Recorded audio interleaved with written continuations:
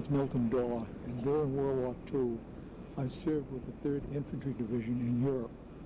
My combat experiences started on the beachhead at Anzio, Italy.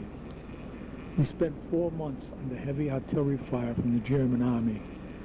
One of the many close calls I had during the 4 months happened on April 15, 1944, in an area called Campo Morto. The enemy had constant observation on us, so that we could only work at night when the enemy could not see us. At this particular time, another man and myself were ordered to man an outpost between our battalion headquarters and the front lines. Our job was to keep the communications in repair. We left the headquarters company before daylight and relieved the 2 men who had manned the outpost the day before. When we were taking over the post, one of the men mentioned that the artillery fire had been quite heavy the day before, but didn't seem too close.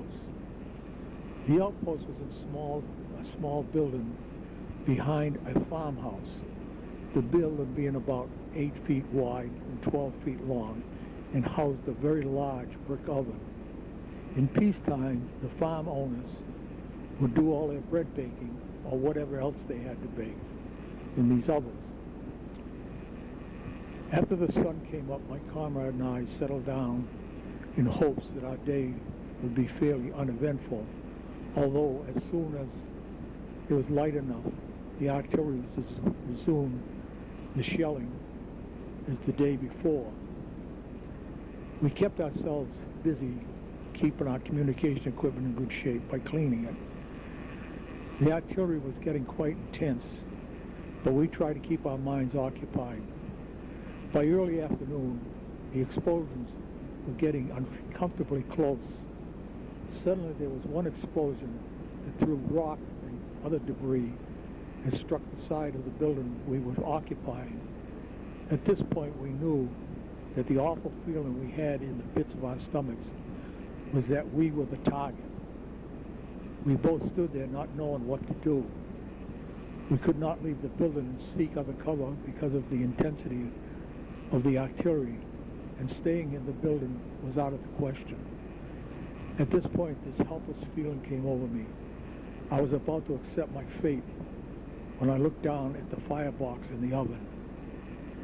When those farmers fired up the oven in the old days, they must have used full tree logs. I turned to my buddy and said, "I'm getting in that oven," which I did, and he followed. The firebox is about 6 feet deep and 4 feet wide, so by a little bit of squirming, we both fit. After the exploding shells got closer, the concussion would lift us up and slam us against the top of the firebox. I felt I needed more cover, and there was a slab of cement in front of the oven on the floor. It looked pretty good to me, so I reached out and put the slab to put the slab in front of us. As I did, the building took a direct hit from the artillery, and the whole place collapsed. I don't know what hit me, but it caught me straight in the face, and my teeth went through my lips. Needless to say, I was a little late with the slab, but we were in one piece. But the dust was terrible. Trying to breathe was very difficult. When we were just about out of the dust, the building took a second direct hit, and it seemed that the dust would finish us off, but we survived again. There was nothing left but a pile of rubble, and the only thing standing was the oven. My buddy did first aid to my facial wounds, and we went to work digging ourselves out of the mess. I checked the telephone, and the line between battalion headquarters and the front line was dead.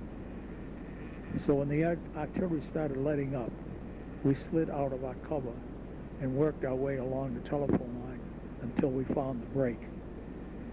A short way from our outpost, we found the line that was cut by shrapnel.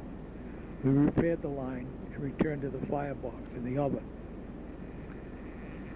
With communication restored, I reported to headquarters of our situation.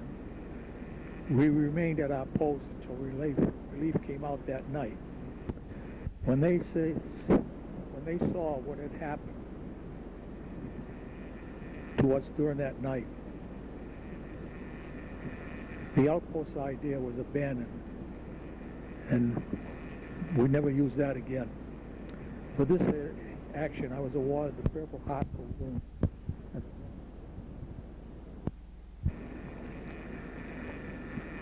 There were many other incidents, but this one may be of special interest. It was in January of 1945, and we were on detached service assigned to the 1st French Army. Our job was to assist the French in destroying a large enemy unit in an area called the Colmar Pocket. It was called this because it was located near the city of Colmar, France. It was midwinter, very cold, and lots of snow. Our uniforms were covered with white capes so that we blended in with the snow. This one night, a patrol was formed to penetrate the enemy lines. I'm still not sure what we were to accomplish. 13 of us enlisted men, led by one officer, left our lines shortly after midnight. We went deep into the enemy lines and just seemed to be aimlessly wandering about.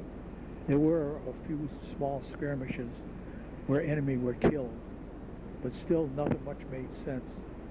I got a bad feeling that our leader had gotten us lost. After several hours of feeling our way around in the darkness, the sky started turning gray as daylight began returning on a new day. The patrol left a line of trees we were using for cover and started across an open field towards a canal. We got about halfway across when all of a sudden we were ambushed. There was no way out but retreat.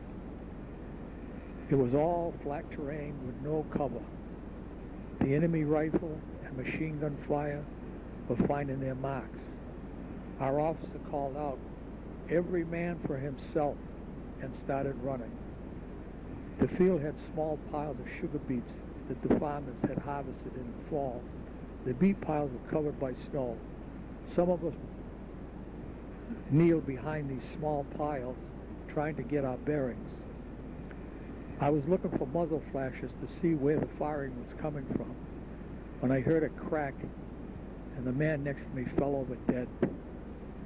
I jumped up and with much difficulty tried running through the deep snow.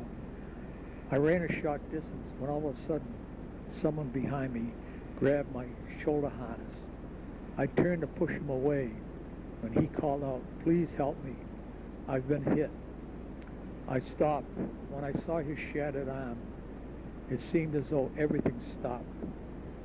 I cut the man's field jacket to expose the wound, and with his first aid kit, I administered the medication and then bandaged the horrendous wound.